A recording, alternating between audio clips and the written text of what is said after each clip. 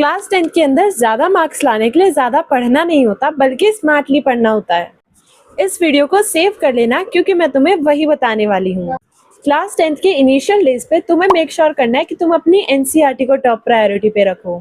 NCERT को line by line पढ़ो और समझो क्योंकि 90% ऑफ द पेपर वहीं से बनता है। एनसीईआरटी को लाइन बाय लाइन पढ़ो, समझो क्योंकि पेपर का बेस वही होता है।